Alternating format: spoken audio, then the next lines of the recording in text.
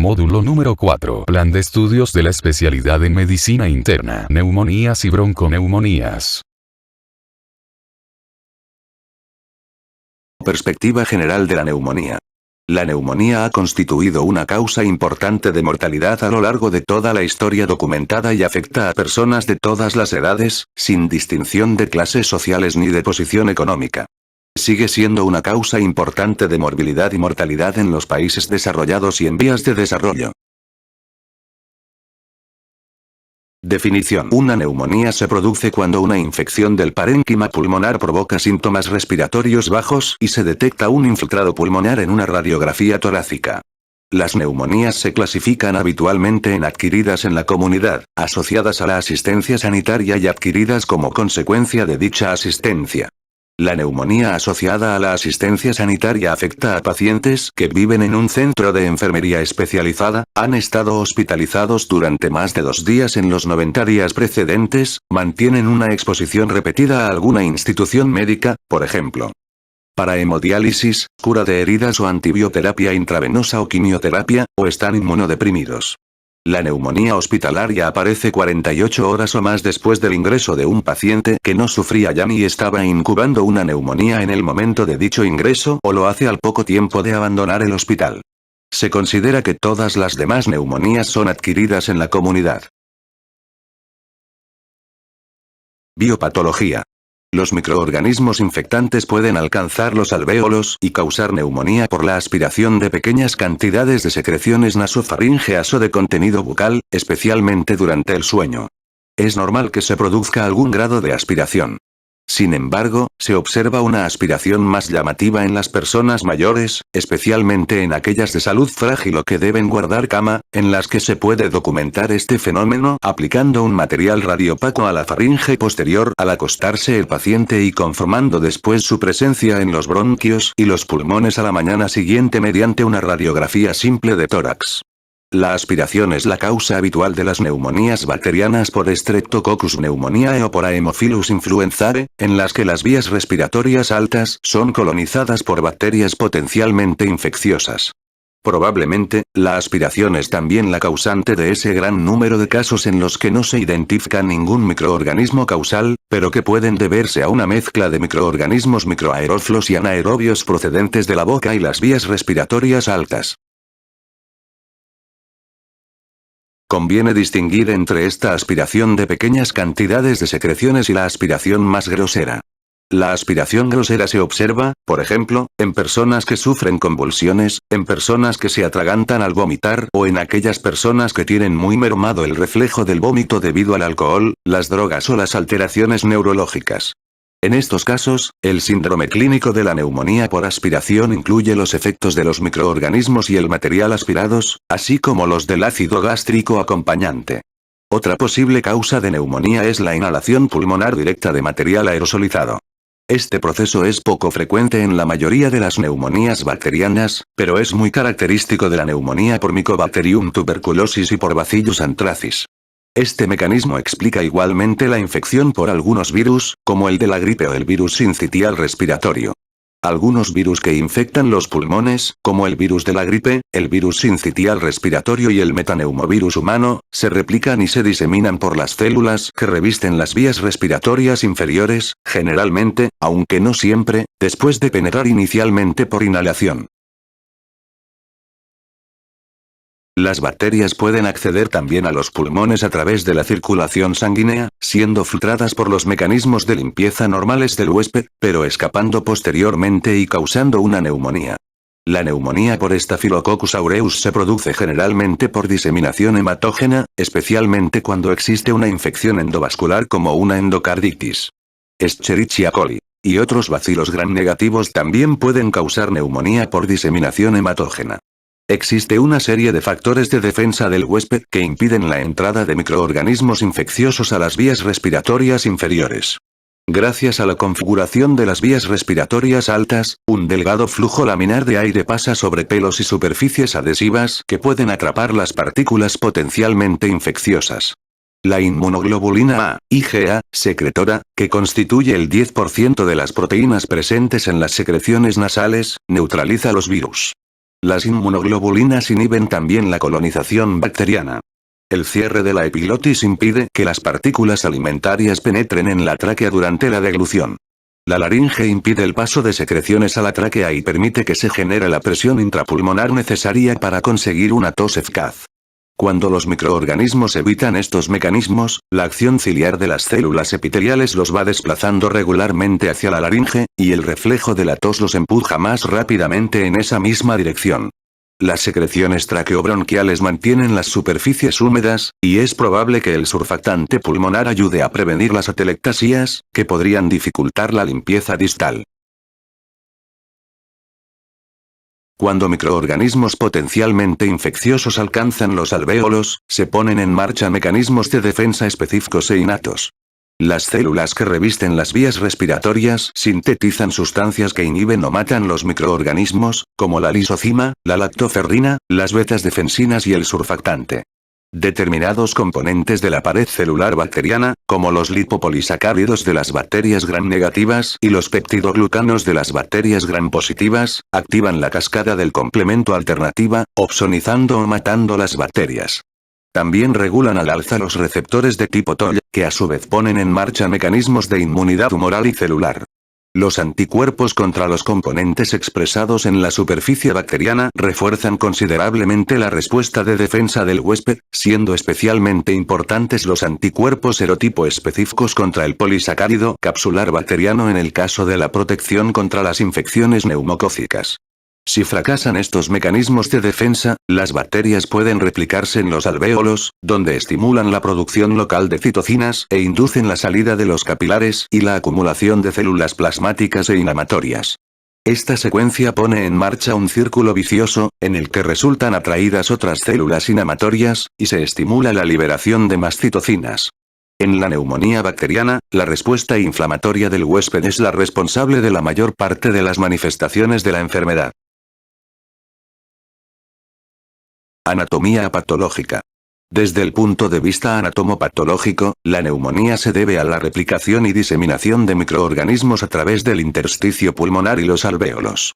La presencia de microorganismos y la respuesta inflamatoria resultante, que se caracteriza por la acumulación de células plasmáticas y leucocitos en los alvéolos, permiten explicar la mayoría de las manifestaciones clínicas de la neumonía. Este exudado inflamatorio progresivo, que se identifica en las radiografías como neumonía, provoca un desequilibrio ventilación-perfusión e hipoxemia.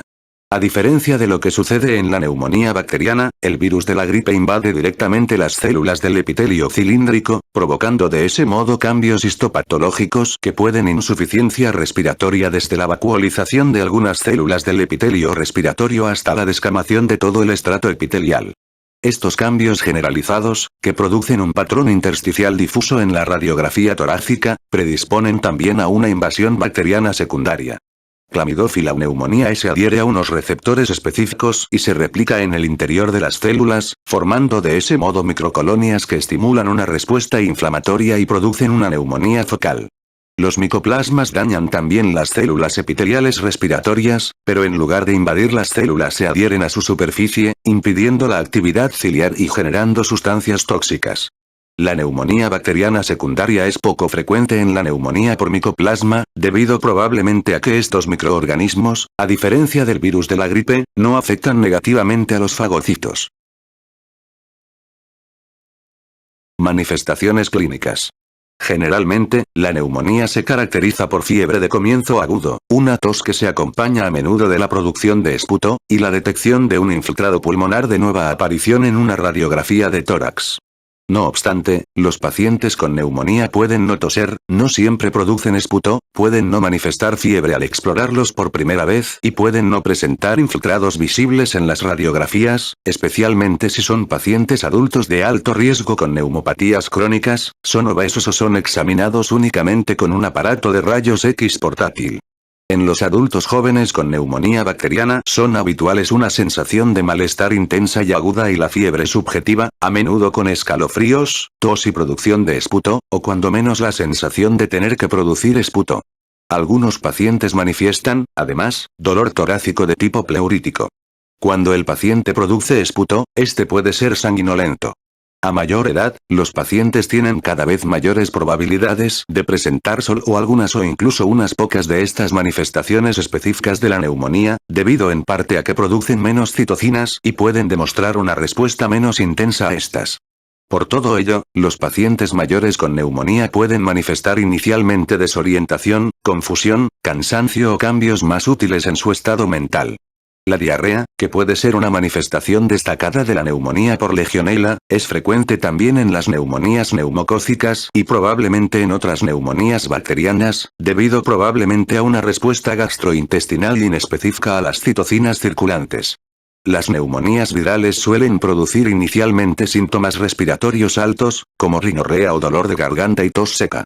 En muchos casos, los pacientes cuentan que han estado expuestos a alguien con una infección respiratoria. Diagnóstico. Exploración física. Los pacientes más jóvenes con neumonía bacteriana o gripal parecen muy enfermos, a diferencia de las personas mayores o delicadas, que pueden parecer simplemente apáticas. Los adultos jóvenes con neumonía viral no gripal, por micoplasma o por clamidófila no suelen parecer tan enfermos. Los pacientes con tuberculosis u otras formas crónicas de neumonía pueden presentar aspecto de enfermos crónicos o parecer que están relativamente bien. Una frecuencia respiratoria de más de 20 respiraciones por minuto resulta claramente anormal, y una frecuencia de más de 25 respiraciones por minuto debe preocuparnos seriamente. Una saturación de oxígeno inferior al 92% indica probablemente una presión parcial de oxígeno muy baja, y una saturación reducida unida a una frecuencia respiratoria rápida indica un compromiso respiratorio grave. En un paciente con neumonía y taquipnea, una saturación de oxígeno inferior al 90% debe hacernos pensar en un cuadro de dificultad respiratoria inminente. En la neumonía bacteriana se detectan generalmente crepitación o estertores en la zona afectada. Los ruidos respiratorios bronquiales y la egofonía deben hacernos pensar seriamente en una posible neumonía cuando aparecen, pero no son signos sensibles que permitan establecer el diagnóstico. Aproximadamente en la mitad de los casos se detecta matidez a la percusión de la zona afectada. A menudo se aprecia un frémito táctil aumentado, que resulta especialmente útil a la hora de distinguir entre un infiltrado pulmonar y un derrame pleural, en el que el frémito disminuye o desaparece. La imposibilidad de detectar el desplazamiento del diafragma mediante la percusión es indicio de derrame. Desgraciadamente, la exploración física para la neumonía tiene una sensibilidad y una especificidad generales bastante bajas. Debido a ello, para diagnosticar la neumonía hay que recurrir a la validación radiológica. Hallazgos radiológicos. La neumonía suele diagnosticarse por la presencia de un infiltrado en una radiografía de tórax o descartarse por la ausencia de dicho infiltrado.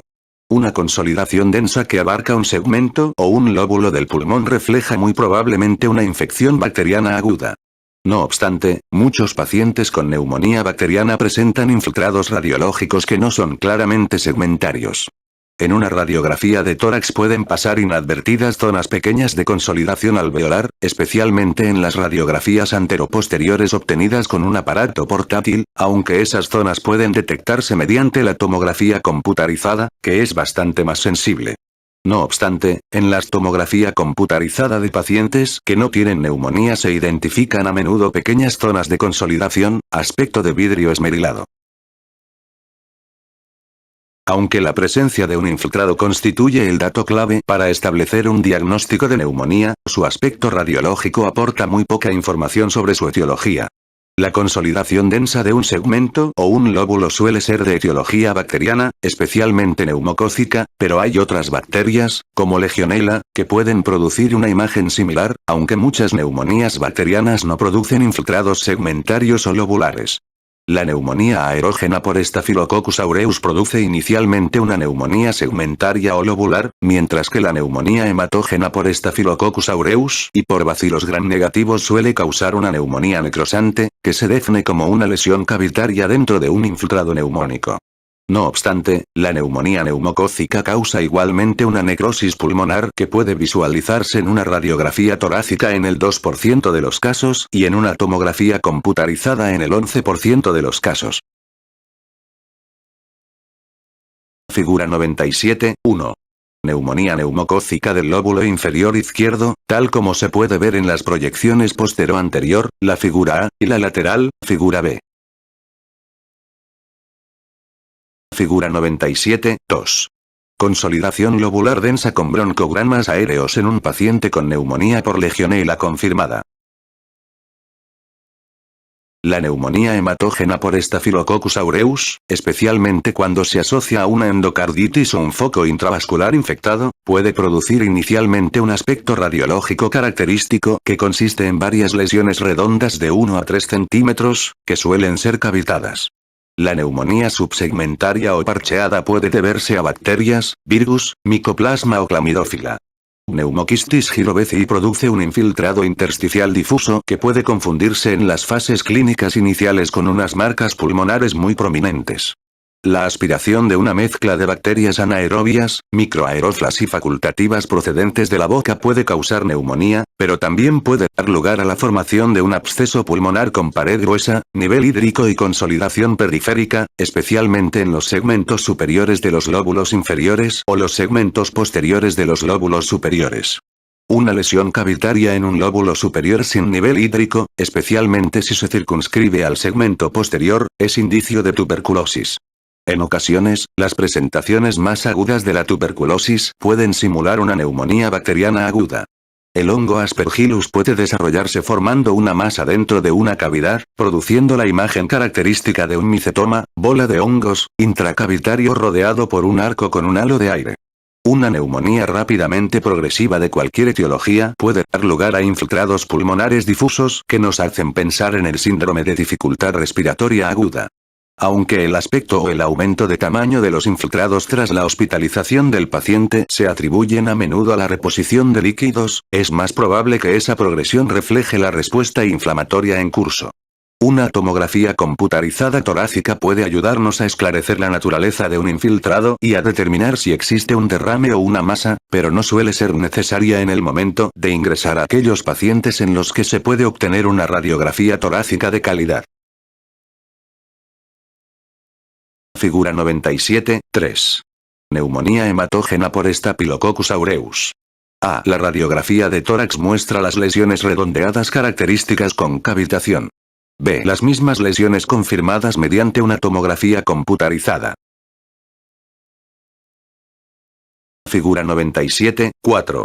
A. Infiltrados parcheados irregulares en un paciente con neumonía por coronavirus. B. La radiografía torácica de la neumonía adquirida en la comunidad demostró en última instancia que se debía a una infección por el metaneumovirus humano. Pruebas de laboratorio. La mayoría de los pacientes con neumonía bacteriana tienen más de 11.500 leucocitos por mililitros en el momento de su ingreso, y aproximadamente un tercio de los pacientes tienen más de 15.000 leucocitos por mililitros. Un recuento leucocítico bajo no debe tranquilizarnos, ya que en las infecciones bacterianas fulminantes pueden obtenerse recuentos de 6.000 leucocitos por mililitros o menos. Cuando una infección bacteriana fulminante suprime el recuento leucocítico, las células inmaduras, en banda, están elevadas casi siempre.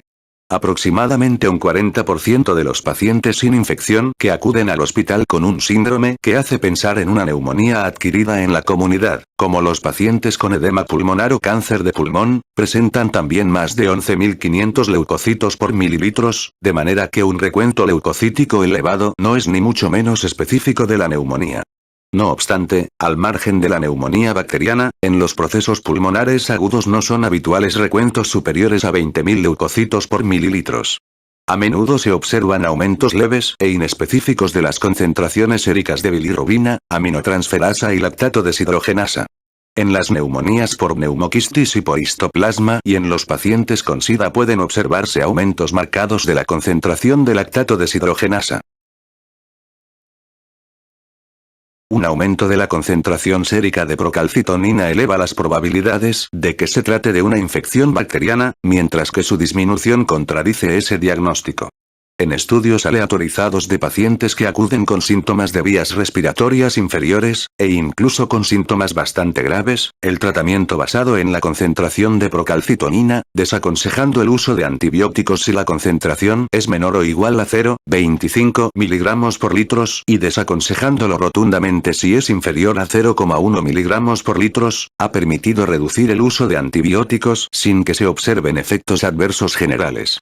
Sin embargo, hasta un 25% de los pacientes con neumonía bacteriana tienen una concentración de procalcitonina normal, y aproximadamente el 25% de los pacientes con un síndrome de neumonía pero sin signos de infección bacteriana tienen una concentración de procalcitonina elevada, de manera que no se puede utilizar esta prueba por sí sola para decidir el tratamiento. Diagnóstico microbiológico. Las vías respiratorias eliminan los exudados inflamatorios mediante la acción ciliar de las células que tapizan los bronquios y la tráquea, así como mediante el reflejo de la tos. El esputo está compuesto por este exudado, plasma, leucocitos y bacterias, con una proporción mayor o menor de saliva. La presencia de grandes cantidades de un mismo tipo de bacterias en una muestra inflamatoria que esté relativamente libre de células epiteliales contaminantes debe hacernos pensar seriamente en ese microorganismo como el agente etiológico de la neumonía. Haemophilus, Moraxella y los bacilos gram negativos tienen incluso un aspecto microscópico más distintivo. Si no se han administrado antibióticos todavía, la ausencia de microorganismos visibles en una muestra inflamatoria puede indicar que la causa de la neumonía es una bacteria que no capta fácilmente la tinción de Gram, por ejemplo.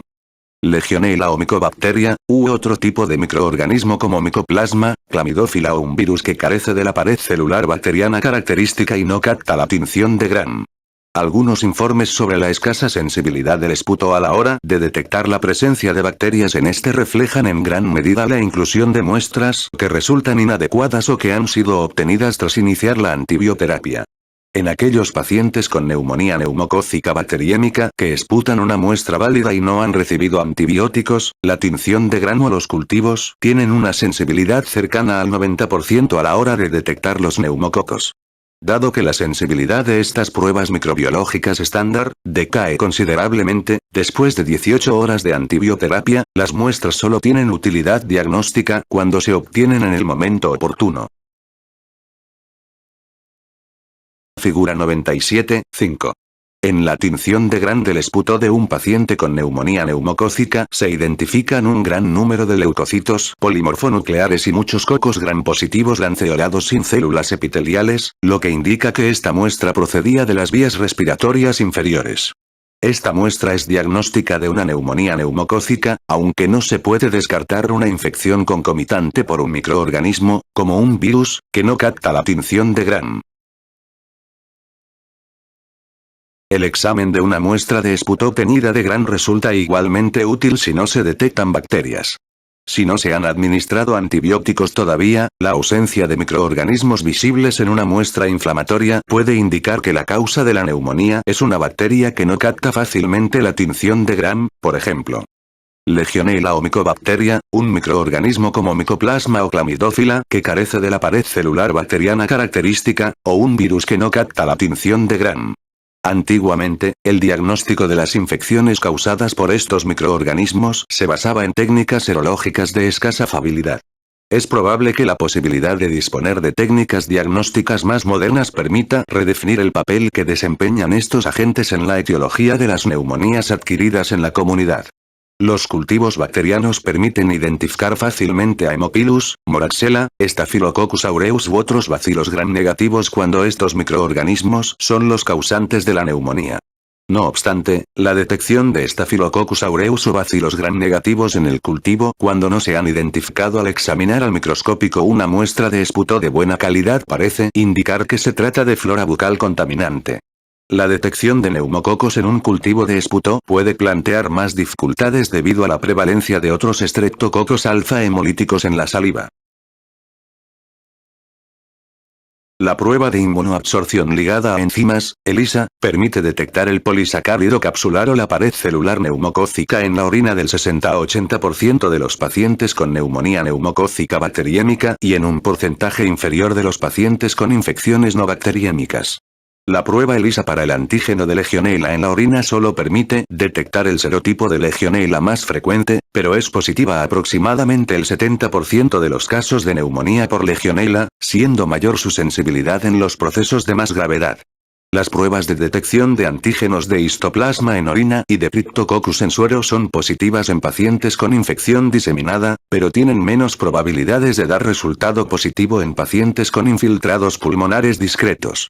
La prueba de la reacción en cadena de la polimerasa en el esputo es una prueba muy sensible que puede resultar inespecífica debido a que puede detectar una colonización en lugar de una infección. Al utilizarla en pacientes africanos con SIDA y un posible diagnóstico de neumonía, la reacción en cadena de la polimerasa cuantitativa en un frotis nasofaríngeo permitió identificar la neumonía neumocócica con garantía. Todavía está por determinar la posibilidad de generalizar este método a los pacientes de los países desarrollados. La reacción en cadena de la polimerasa es una prueba específica y sensible para aquellos microorganismos que no colonizan normalmente las vías respiratorias altas. La reacción en cadena de la polimerasa en un frotis de garganta permite detectar con garantía clamidófila y micoplasma, así como 15 virus respiratorios, como virus de la gripe, virus paragripal, virus sincitial respiratorio, metaneumovirus humano, coronavirus y adenovirus, con gran sensibilidad y especificidad. Debido a ello, la reacción en cadena de la polimerasa ha sustituido en muchos casos a los cultivos virales como método de elección para el diagnóstico de las infecciones por el virus de la gripe. La reacción en cadena de la polimerasa en el esputo permite también detectar Mycobacterium tuberculosis y actualmente forma parte de la evaluación recomendada para aquellos pacientes que pueden presentar ese diagnóstico. Aproximadamente en el 10% de los pacientes hospitalizados por neumonías adquiridas en la comunidad se detecta bacteriemia, incluidos un 25% de los pacientes con neumonía neumocócica, un 10 a 15% de los pacientes hospitalizados por neumonía aerógena por Staphylococcus aureus o bacilos gram negativos, un porcentaje menor de pacientes con neumonía por Haemophilus influenzae no tipificable y solo en contados casos de neumonía por Moraxella catarrhalis.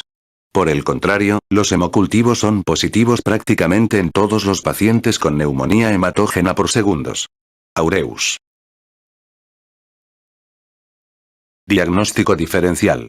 Streptococcus pneumoniae es el agente infeccioso identificado con mayor frecuencia en las neumonías adquiridas en la comunidad, y en los Estados Unidos de Norteamérica causa hasta un 20% de los casos en los pacientes hospitalizados, aunque el porcentaje es mayor en Europa, debido quizás a los mayores índices de tabaquismo en Europa y al mayor porcentaje de vacunaciones contra el neumococo en los Estados Unidos de Norteamérica. A continuación, las causas bacterianas más frecuentes de neumonía adquirida en la comunidad son Haemophilus influenzae, Staphylococcus aureus, Pseudomonas aeruginosa y otros bacilos gram negativos.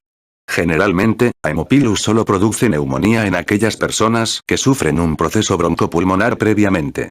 Pseudomonas y otros bacilos gram negativos producen generalmente neumonía en pacientes con neumopatías estructurales y que están recibiendo corticosteroides o que sufren alguna otra forma de compromiso inmunológico. Cuando la gripe manifiesta actividad en una comunidad, es posible identificar el virus en una proporción importante de los pacientes que ingresan en las unidades de cuidados intensivos a causa de una neumonía adquirida en la comunidad. En caso de identificar el virus de la gripe en un paciente con neumonía, hay que iniciar el tratamiento antiviral apropiado, aun cuando hayan pasado más de 48 horas desde la aparición de los síntomas. Se observan signos de infección viral en el 20 a 30% de todos los adultos hospitalizados por neumonía adquirida en la comunidad. El rinovirus es el virus identificado con más frecuencia, aunque no se ha podido establecer claramente su papel como causa de la neumonía.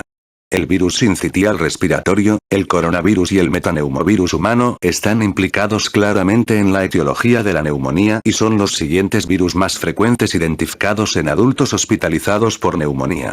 Los adenovirus pueden causar brotes de neumonía en centros de reclutamiento militar.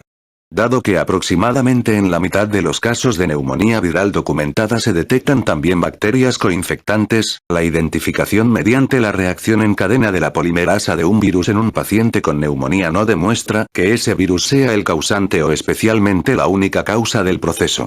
Hay otros datos, como la anamnesis, la gravedad del proceso, la producción de esputo, la naturaleza del infiltrado pulmonar, el recuento leucocítico y la concentración de procalcitonina, que pueden ayudarnos a confirmar o rechazar un diagnóstico de neumonía viral. Aunque micoplasma y C. neumonía E pueden ser causas habituales de neumonía en el medio ambulatorio, es menos frecuente que provoquen un cuadro que obligue a hospitalizar al paciente. La neumonía causada por estos microorganismos se caracteriza por causar tos no productiva y prolongada, febrícula e infiltrados pulmonares dispersos. La reacción en cadena de la polimerasa es superior a las pruebas serológicas para diagnosticar las infecciones por clamidófila o micoplasma. Otras causas de síndrome de neumonía. Un cuadro de fiebre, tos y producción de esputo sin la presencia de un infiltrado recibe el nombre de bronquitis aguda. En las personas que no padecen una neumopatía crónica, la bronquitis aguda suele ser un proceso viral que cura sin necesidad de tratamiento, pero las infecciones bacterianas, por ejemplo, por Haemophilus influenzae, pueden causar bronquitis en pacientes con EPOC. Una tos persistente de varias semanas de duración sin fiebre ni esputo puede ser indicio de tos ferina o de un síndrome postinfección viral debido, por ejemplo, a un adenovirus. Hay claves epidemiológicas que pueden indicarnos causas infecciosas específicas de la neumonía.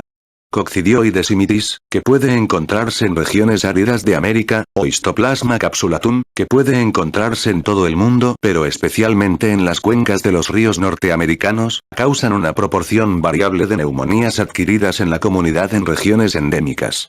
La exposición al ganado o la residencia al final del verano en zonas ganaderas cálidas y secas debe hacernos pensar en un Coxiella burnetii, fiebre Q, especialmente si el paciente manifiesta cefalea intensa y presenta unas enzimas hepáticas anormales. La exposición a aves citácidas enfermas debe hacernos pensar en Chlamydia psittaci. Tabla 97, 1. Condiciones que indican diferentes causas de neumonía. Tabla 97, 2. Causas frecuentes de síndrome neumónico. Debemos sospechar una posible tuberculosis en aquellas personas que hayan vivido en zonas endémicas, en pacientes que hayan estado en la cárcel o hayan vivido en la calle y en los pacientes inmunocomprometidos, especialmente en aquellos con SIDA. Mycobacterium kansasii puede causar un síndrome idéntico en pacientes que no presentan ninguno de estos factores de riesgo. Mycobacterium avium, que a menudo recibe el nombre de Mycobacterium avium intracelulare, o complejo Mycobacterium avium, causa neumonía bilateral difusa en pacientes inmunocomprometidos. Mycobacterium intracelulare es también una causa bien conocida de neumonía en adultos, normalmente en varones con bronquiectasia o cicatrices pulmonares extensas causadas por un enfisema o por una tuberculosis tratada previamente. Este microorganismo puede infectar también a mujeres de mediana edad que no presentan ninguno de estos factores de riesgo. En tales casos, en la radiografía torácica rutinaria puede pasar inadvertida la presencia de infiltrados sutiles. Los pacientes con infección por el VIH están expuestos a una gran variedad de infecciones pulmonares, dependiendo del grado de inmunocompromiso. Entre los microorganismos infecciosos oportunistas cabe destacar las micobacterias tuberculosas y no tuberculosas típicas y atípicas, Pneumocystis, Histoplasma y Cryptococcus. Los pacientes con SIDA corren además un riesgo 50 a 100 veces mayor de desarrollar procesos neumocócicos.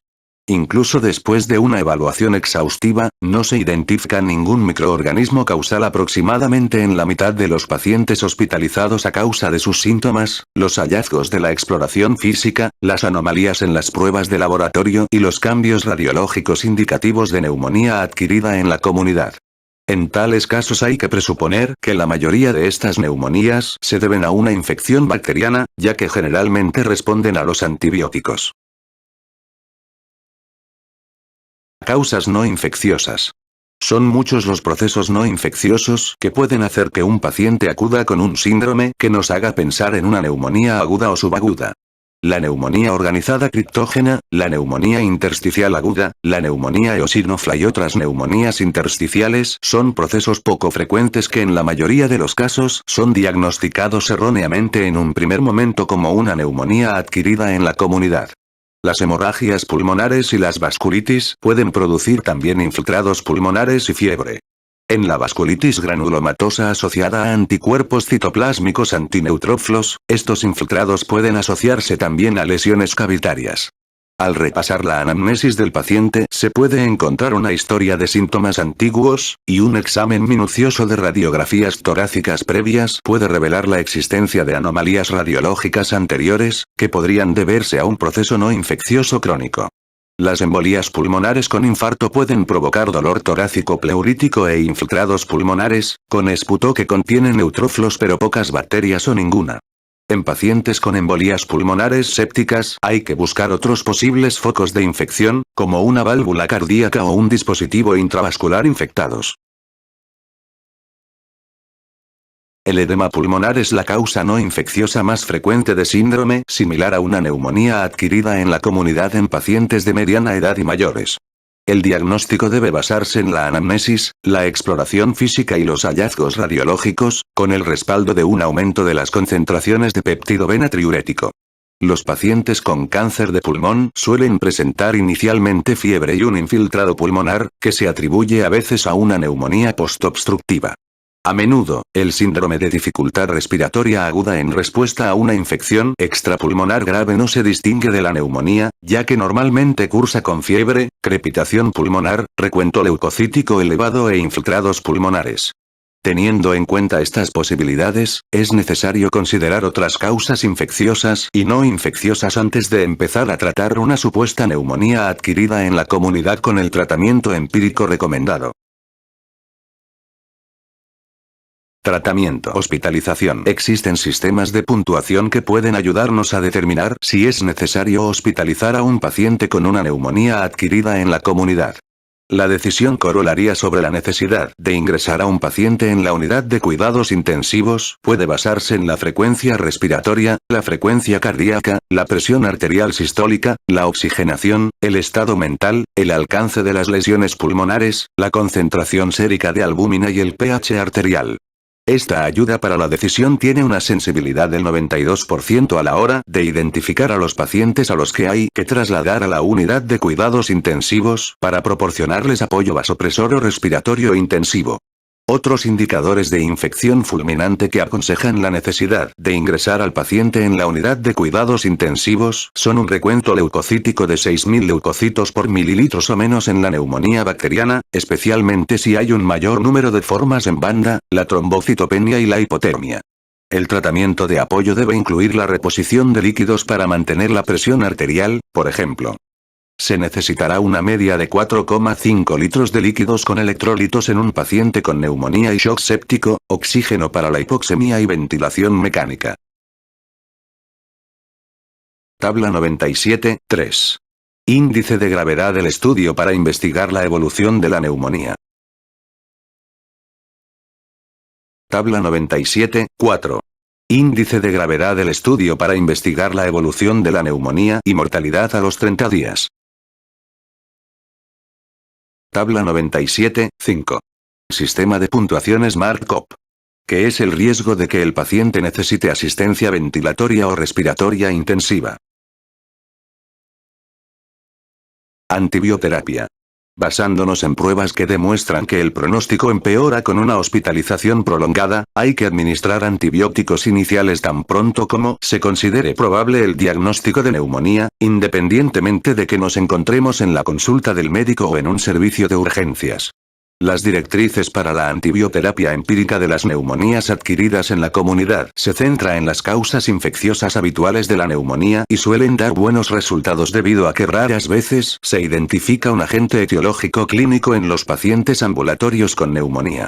No obstante, esto no debe hacernos descartar una cuidadosa consideración de las posibles causas no infecciosas de fiebre e infiltrados pulmonares ni unos esfuerzos razonables para intentar establecer un diagnóstico infeccioso específico, especialmente en aquellos pacientes que no responden inmediatamente. Tabla 97, 6. Tratamiento empírico para la neumonía adquirida en la comunidad.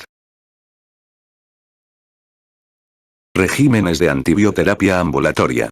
Para el tratamiento ambulatorio empírico, las directrices de la Infection Disease Society of America y de la American Thoracic Society recomiendan utilizar un macrólido, doxiciclina, una quinolona respiratoria levofloxacino o moxifloxacino, pero no ciprofloxacino, que parece ser algo menos eficaz contra los neumococos, o un B-lactámico con un macrólido. Estas recomendaciones se basan en el deseo de conseguir un tratamiento eficaz contra las causas bacterianas habituales de la neumonía como Streptococcus pneumoniae, Haemophilus influenzae, Moraxella catarrhalis y Legionella, y también contra las infecciones por micoplasma o por clamidófila. Por otra parte, la Swedish Society of Infection Disease recomienda el tratamiento ambulatorio de la neumonía aguda con penicilina o amoxicilina oral. Esta recomendación se basa en el hecho de que el neumococo, la causa potencialmente peligrosa más probable de neumonía adquirida en la comunidad, responde mucho mejor a la penicilina o la amoxicilina que a la doxiciclina o los macrólidos, mientras que a un paciente que no responde en pocos días a la penicilina o la amoxicilina se le puede cambiar a un macrólido o a la doxiciclina para tratar una posible infección por micoplasma y clamidófila. La neumonía por Legionella produce inicialmente un síndrome agudo que no se distingue de la neumonía neumocócica, pero si no existe una historia de exposición específica, raras veces causa neumonía en el medio extrahospitalario.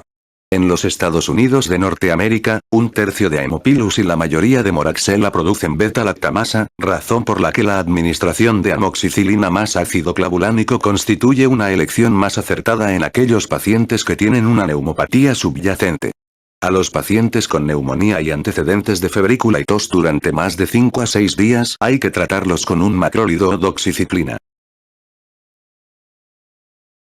Regímenes de antibioterapia intrahospitalaria.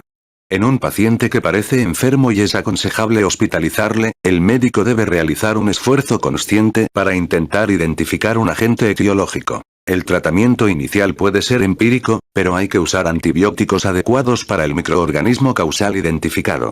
La antibioterapia empírica inicial recomendada para los pacientes con neumonía que no requieren asistencia en la unidad de cuidados intensivos incluye una fluoroquinolona respiratoria, levofloxacino o moxifloxacino, pero no ciprofloxacino, o un beta-lactámico, cefotaxima, ceftriaxona, ampicilina o ampicilina sulbactam, junto con un macrólido. Cualquiera de estos regímenes permite tratar la neumonía por Streptococcus pneumoniae, y también son eficaces contra Haemophilus, Moraxella, Legionella, Mycoplasma y Clamidófila, así como contra otros microorganismos menos frecuentes. No obstante, conllevan un cierto riesgo de tratamiento excesivo y de tratamiento insuficiente. Para evitar un tratamiento excesivo, hay que hacer todo lo posible para identificar el microorganismo responsable y estrechar el tratamiento en función de esa información. No obstante, la adición de un macrólido a un beta-lactámico puede mejorar el pronóstico de la neumonía neumocócica. Para evitar un tratamiento excesivo, hay que hacer todo lo posible para identificar el microorganismo responsable y estrechar el tratamiento en función de esa información. No obstante, la adición de un macrólido a un beta-lactámico puede mejorar el pronóstico de la neumonía neumocócica. Para evitar un tratamiento insuficiente es importante considerar la posibilidad de una infección por Staphylococcus aureus, especialmente en aquellos pacientes que puedan tener gripe o hayan recibido inyecciones de fármacos, tengan insuficiencia renal crónica, se hayan sometido a corticoterapia previa o hayan experimentado una progresión a pesar de la antibioterapia ambulatoria. En tales casos, la prevalencia de Staphylococcus aureus resistente a meticilina en la comunidad obliga a considerar la posibilidad de añadir vancomicina o linezolid. Ceftarolina, que todavía no ha sido autorizada para este uso, puede resultar también útil en el futuro. Si la reacción en cadena de la polimerasa no demuestra que el paciente es portador nasal de Staphylococcus aureus resistente a meticilina, hay menos probabilidades de que la neumonía se deba a este microorganismo. Regímenes de antibioterapia en la unidad de cuidados intensivos. A los pacientes que tienen que ingresar en la unidad de cuidados intensivos hay que administrarles un beta-lactámico, cefotaxima, ceftriaxona o ampicilina sulbactam, combinado con acitromicina o una fluoroquinolona respiratoria. Cuando existe la posibilidad de una infección por pseudomonas, por ejemplo, en pacientes que presentan predominantemente bacilos gram negativos en el examen de esputo, pacientes con EPOC, bronquiectasias u otras neumopatías estructurales, o pacientes que han recibido glucocorticoides u otros fármacos inmunodepresores, hay que escoger un beta-lactámico antipseudomonas o un carbapenémico, piperacilina tazobactam, cefepima, imipenem o meropenem. No está tan claro si la adición de un segundo fármaco antipseudomonas, como una quinolona o un aminoglucósido, tiene alguna utilidad. Es más importante que el tratamiento de una neumonía por gram negativos se base en el empleo de la dosis óptima de un antibiótico apropiado de acuerdo con los resultados del antibiograma. Se ignora si el tratamiento con dosis reducidas de corticoesteroides resulta beneficioso en pacientes con neumonía adquirida en la comunidad, especialmente en aquellos con un cuadro más grave. Evolución hospitalaria. Durante el período de hospitalización de un paciente queda patente la utilidad de los esfuerzos agresivos para intentar determinar la causa de la neumonía. La respuesta esperada al tratamiento comprende la defervescencia, la normalización de los recuentos leucocíticos y la desaparición de los signos sistémicos de infección aguda a los pocos días de haber iniciado la antibioterapia. La tos puede persistir durante semanas y el cansancio puede prolongarse durante varios meses, especialmente en las personas mayores. Los pacientes pueden no responder o incluso empeorar durante el primer día o los 2 primeros días a pesar de recibir una antibioterapia correcta, y los médicos necesitan información diagnóstica para evitar la tentación de añadir simplemente más antibióticos que pueden no tener ningún efecto beneficioso y sí tener efectos secundarios perjudiciales. En aquellos pacientes que no responden, la identificación del microorganismo causal permite sustituir los antibióticos de amplio espectro por un régimen más sencillo, permitiendo acortar de ese modo el tiempo de hospitalización, reduciendo el riesgo de complicaciones como la colitis por Clostridium difficile y evitando posibles dudas sobre el fármaco culpable en el caso de que se produzca una reacción farmacológica adversa. Falta de respuesta a la antibioterapia. La ausencia de respuesta a la antibioterapia plantea una serie de cuestiones. El diagnóstico inicial de neumonía adquirida en la comunidad puede ser incorrecto, y una de las muchas otras causas de infiltrado pulmonar, tos y fiebre, por ejemplo. Un Mycobacterium o un hongo puede ser la responsable. Por otra parte, puede tratarse de un proceso totalmente diferente, como el cáncer de pulmón o una neumonía inflamatoria. Si el paciente simplemente no mejora, puede que la antibioterapia no sea la apropiada para el microorganismo infectante. Lo primero que hay que hacer es revisar los resultados del cultivo y el antibiograma para asegurarse de que el paciente ha recibido una dosis adecuada de un antibiótico apropiado. El tratamiento antimicrobiano puede haber sido el correcto, y el microorganismo causal puede ser sensible a este, pero puede existir una infección loculada, como un empiema, especialmente en pacientes que mejoran inicialmente pero muestran posteriormente febrícula y leucocitosis persistentes. Si se han administrado antibióticos de forma empírica y no se han obtenido cultivos, la falta de respuesta plantea inmediatamente un dilema terapéutico muy difícil.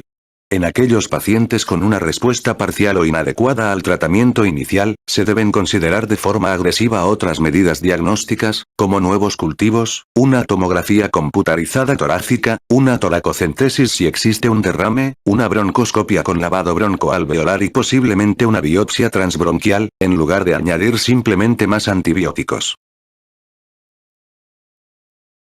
Tabla 97, 7. Razones del fracaso del tratamiento antimicrobiano para la neumonía. Duración del tratamiento. Se desconoce la duración óptima que debe tener el tratamiento. En general, los pacientes ambulatorios con neumonía adquirida en la comunidad deben ser tratados durante 5 a 7 días. Los pacientes hospitalizados deben recibir tratamiento parenteral hasta alcanzar la estabilización hemodinámica y ser capaces de ingerir y absorber antibióticos orales, momento a partir del cual se les pueden administrar antibióticos orales. Entre 3 y 5 días de tratamiento parenteral y unos pocos días finales de tratamiento oral una vez que haya remitido la fiebre del paciente, temperatura inferior a 37,2 grados Celsius, pueden ser la mejor opción para la neumonía neumocócica. Por lo general, el tratamiento para la neumonía adquirida en la comunidad de etiología indeterminada no debe sobrepasar un total de 7 a 8 días, y para la neumonía leve o moderadamente grave 3 días de tratamiento tienen la misma eficacia que 8 días. Por el contrario, Para la neumonía por Staphylococcus aureus o por bacilos gram negativos se necesitan probablemente entre 10 y 14 días de tratamiento, mientras que para la neumonía bacteriémica por Staphylococcus aureus se requieren 4 semanas de tratamiento debido a los posibles problemas de endocarditis, ya sea como causa o como consecuencia de la neumonía. Para la neumonía por Legionella documentada se recomiendan 5 a 10 días de tratamiento con acitromicina, 14 días con una fluoroquinolona o 3 semanas con cualquiera de esos regímenes si es un paciente inmunocomprometido. Los pacientes pueden recibir el alta una vez que se estabilicen clínicamente, no presenten ningún otro problema médico que los obligue a seguir hospitalizados y dispongan de un entorno apropiado al abandonar el hospital. Entre los marcadores conocidos de estabilidad clínica cabe destacar una temperatura de 37,8 grados Celsius o menos, una frecuencia cardíaca de 100 latidos por minutos o menos, una frecuencia respiratoria de 24 respiraciones por minutos o menos, una presión arterial sistémica de 90 milímetros de mercurio o superior, una saturación de oxígeno del 90% o superior o una presión de oxígeno de 60 milímetros de mercurio o superior en el aire de la habitación, para aquellos pacientes que no dependían previamente del aporte de oxígeno suplementario, y un estado mental equiparable al inicial. Unos criterios más rigurosos exigen una temperatura inferior a 37,2 grados Celsius, una frecuencia respiratoria normal o casi normal y una saturación de oxígeno y una presión arterial iguales a las basales. Normalmente, se observa a los pacientes en un entorno intrahospitalario hasta durante 24 horas después de cambiar del tratamiento intravenoso al oral, pero no existen pruebas que respalden esta práctica, y no es necesaria en aquellos pacientes que se muestran estables por lo demás. Complicaciones infecciosas. El empiema es la complicación infecciosa más frecuente de la neumonía. Se debe considerar esta posibilidad en aquellos pacientes que presentan fiebre persistente y leucocitosis después de 4 o 5 días de antibioterapia apropiada para la neumonía. La repetición de la radiografía de tórax y una tomografía computarizada constituyen ayudas muy importantes para el diagnóstico. Pueden producirse otras infecciones pulmonares cuando la circulación sanguínea transporta bacterias a los huesos o las articulaciones, especialmente a los espacios intervertebrales, la cavidad peritoneal, si había líquido peritoneal en el momento de producirse la bacteriemia, las meninges, las válvulas cardíacas o incluso grupos musculares importantes.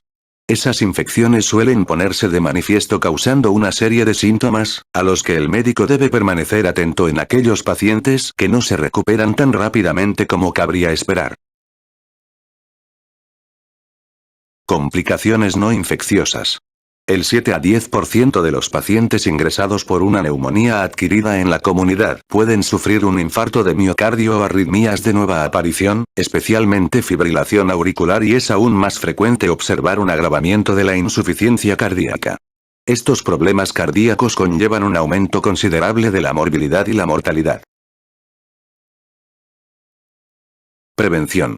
Las medidas generales válidas para reducir el riesgo de neumonía bacteriana consisten en mantener un buen estado de salud general, abandonar el hábito de fumar, evitar la ingestión excesiva de alcohol y controlar la glucemia en los pacientes diabéticos. La vacunación contra la gripe permite reducir no solo el riesgo de gripe, sino también de todas las demás causas de neumonía, ya que la gripe predispone a las infecciones pulmonares bacterianas secundarias.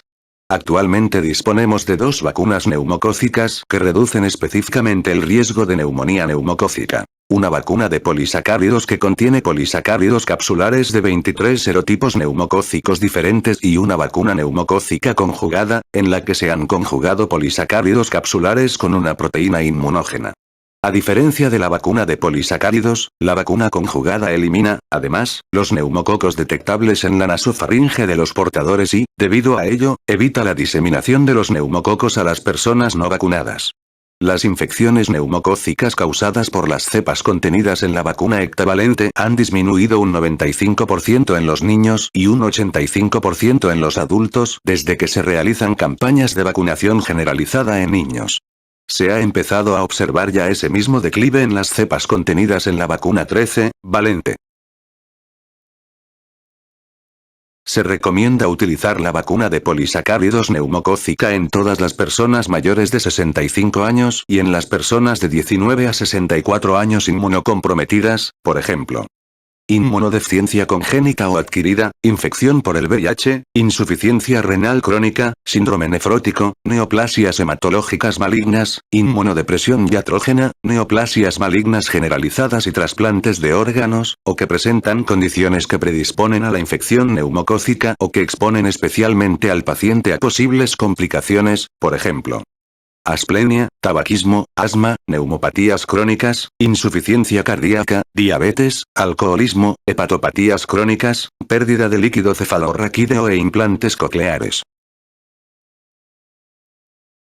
Los pacientes que reciben la vacuna de polisacáridos neumocócicos antes de los 65 años deben recibir otra dosis al cumplir los 65 años o posteriormente, siempre que hayan pasado al menos 5 años desde la última dosis. No se recomiendan las revacunaciones múltiples después de los 65 años.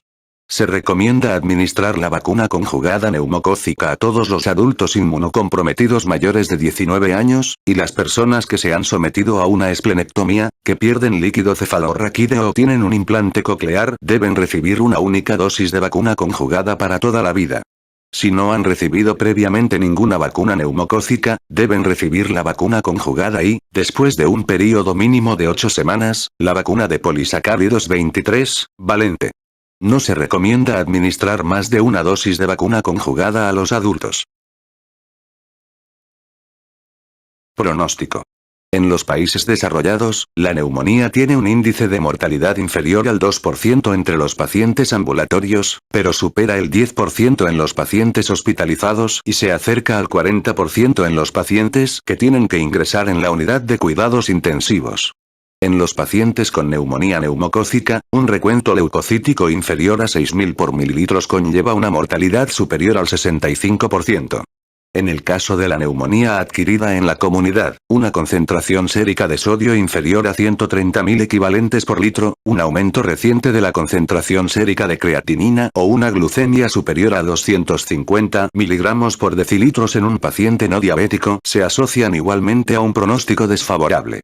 Los pacientes suelen recuperarse lentamente y manifiestan cansancio y debilidad residuales durante meses. Después de recuperarse de una neumonía bacteriana que ha obligado a hospitalizar al paciente, la mortalidad aumenta considerablemente al cabo de un año y, al menos en el caso de la neumonía neumocócica, sigue siendo significativamente elevada 3 a 5 años después, debido presumiblemente a que la neumonía actúa como un marcador de procesos comórbidos que limitan la esperanza de vida. Se observa bastante correlación entre la gravedad de la neumonía y el riesgo de muerte posterior. Neumonía por aspiración. Perspectiva general de la neumonía. Epidemiología y biopatología. Aunque la microaspiración representa la causa subyacente en la mayoría de los casos de neumonía, algunos pacientes experimentan una aspiración macroscópica repetida del contenido orofaríngeo. En esos casos cabe destacar algunos factores sociales predisponentes como el alcoholismo, el tabaquismo, la mala higiene dental y la falta de domicilio. Entre los factores médicos predisponentes cabe citar los cambios agudos o crónicos en el estado mental, los trastornos neuromusculares, la obstrucción esofágica y el reflujo esofágico grave. La neumonía por aspiración puede no ser de tipo infeccioso si se debe a los daños producidos por el ácido gástrico o a una respuesta al contenido gástrico, aparte de las bacterias. Sin embargo, en la práctica no se puede distinguir entre neumonía por aspiración infecciosa y no infecciosa, y debe tratarse inicialmente como si se debiera a una infección. Manifestaciones clínicas. Los pacientes con neumonía por aspiración pueden desarrollar inicialmente un cuadro agudo debido a la aspiración de alimentos o a los efectos irritantes agudos del ácido gástrico. No obstante, en la mayoría de los casos el deterioro clínico, los problemas de oxigenación, la fiebre, la disnea, el esputo purulento y la leucocitosis van apareciendo gradualmente a lo largo de varios días. En los casos con un absceso pulmonar, los pacientes explican que su esputo tiene un olor y un sabor desagradables. La exploración física revela generalmente malnutrición, signos de trastornos comórbidos crónicos, problemas de dentición, signos de neumopatía crónica y roncus groseros en los lóbulos inferiores o en las regiones declives del pulmón. Diagnóstico. En la radiografía torácica, la neumonía por aspiración se visualiza generalmente como un proceso bronconeumónico parenquimatoso en los segmentos superiores del lóbulo inferior derecho y los segmentos posteriores de los lóbulos superiores, aunque la aspiración puede afectar a cualquier parte del pulmón, dependiendo de la posición del paciente en el momento de producirse esta. La identificación de un absceso de paredes gruesas con un nivel hídrico constituye una prueba que prácticamente permite confirmar el diagnóstico. Microbiología. Dado que las secreciones orofaríngeas contienen grandes cantidades de microorganismos aerobios y anaerobios, la neumonía por aspiración suele ser una infección polimicrobiana. El diagnóstico de la neumonía por aspiración se puede realizar examinando un esputo con tinción de Gram en el que se identifican numerosos leucocitos, pocas células epiteliales o ninguna, y cantidades abundantes de bacterias mixtas. Dado que los microorganismos patógenos habituales forman parte de la flora normal mixta, el cultivo del esputo no suele ser de mucha utilidad, aunque puede demostrar la presencia de otras bacterias patógenas como Staphylococcus aureus o un bacilo gram negativo multiresistente que requiere tratamiento. En los cultivos de un absceso pulmonar resecado o del aspirado transtraqueal de los pacientes con absceso pulmonar se identifican los microorganismos bucales previsibles, como Streptococcus y Staphylococcus microaerófilos, diferentes especies de bacteroides, Fusobacteria y Prebotella. También puede haber Streptococcus pneumoniae, Staphylococcus aureus y Haemophilus influenzae. Como la orofaringe de los pacientes hospitalizados y de las personas ingresadas en centros de asistencia a largo plazo suele ser colonizada regularmente por bacterias gram negativas facultativas, Pseudomonas aeruginosa y Staphylococcus aureus, es probable que estos microorganismos estén también implicados en la neumonía por aspiración. Tratamiento. Los pacientes procedentes de la comunidad que son hospitalizados con una neumonía por aspiración o un absceso pulmonar deben ser tratados inicialmente con ampicilina sulbactam parenteral, 1,5 a 3 gramos intravenosa cada 6 horas, o con clindamicina, 600 miligramos intravenosa cada 8 horas, durante un período mínimo de 5 días. Los resultados de los cultivos pueden indicar que se pueden usar también otros antibióticos, pero la prevalencia de microorganismos microaerófilos y anaerobios que no pueden detectarse en los cultivos rutinarios obliga a seguir utilizando uno de estos fármacos. Una vez que el paciente se ha estabilizado, se puede cambiar a un tratamiento oral, por ejemplo, clindamicina 600 miligramos 3 veces al día o ampicilina sulbactam 750 miligramos 3 veces al día. El tratamiento de la neumonía por aspiración dura 7 a 10 días, a no ser que exista cavitación, en cuyo caso el tratamiento debe continuar durante varias semanas o incluso hasta que no se pueda detectar la cavitación. En personas mayores que deben guardar cama, especialmente aquellos pacientes ingresados en unidades de enfermería u hospitales, el tratamiento inicial más apropiado consiste probablemente en la administración de piperacilina tazobactam, 3,375 gramos intravenosa cada 6 horas, meropenem, 1 gramos intravenosa cada 8 horas, o imipenem, 1 gramos intravenosa cada 6 a 8 horas, durante un período mínimo de 5 días, debido a la presencia probable de bacterias gram negativas, especialmente de microorganismos multiresistentes que pueden sintetizar B-lactamasas de amplio espectro o una carbapenemasa. Si se sospecha o se confirma mediante cultivo la presencia de Staphylococcus aureus resistente a meticilina, hay que añadir también un tratamiento apropiado para este.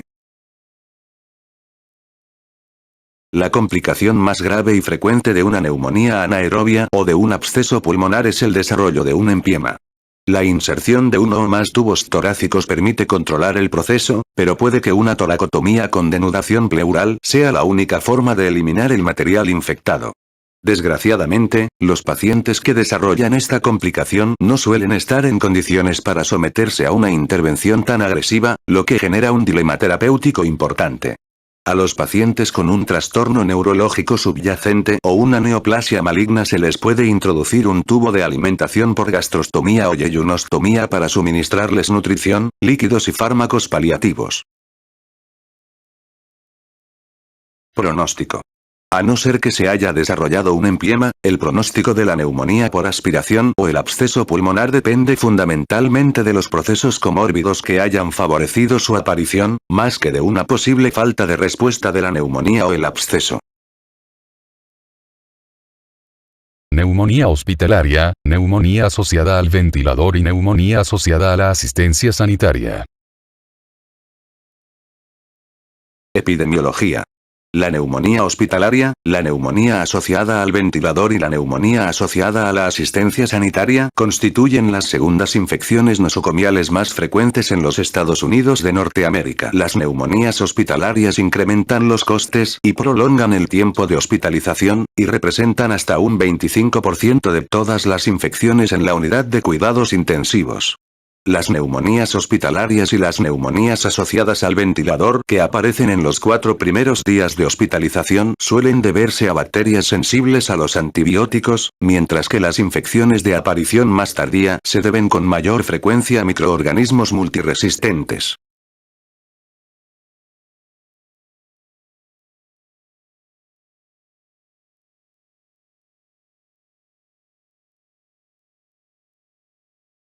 Tabla 97, 8.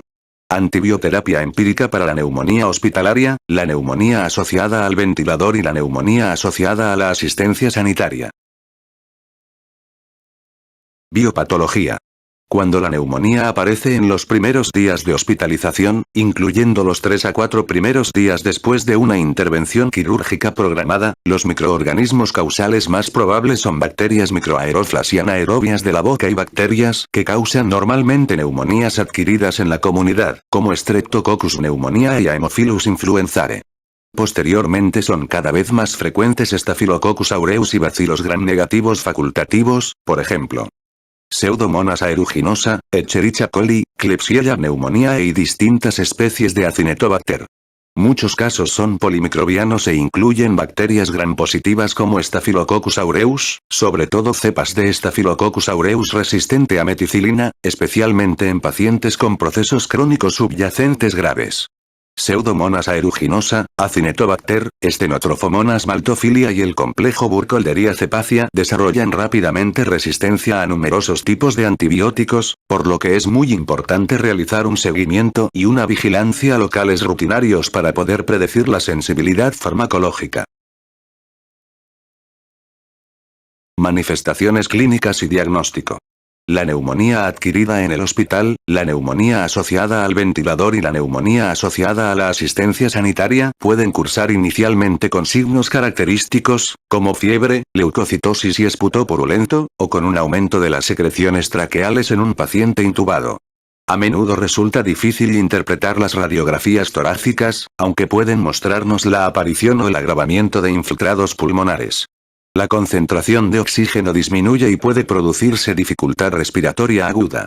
Si al examen microscópico de un esputo o de secreciones traqueal teñidos con Gram no se visualizan numerosas células inhamatorias con un mismo microorganismo, puede que haya que utilizar cultivos de muestras obtenidas mediante broncoscopia, empleando un cepillo protegido con análisis cuantitativo, para determinar el microorganismo causal.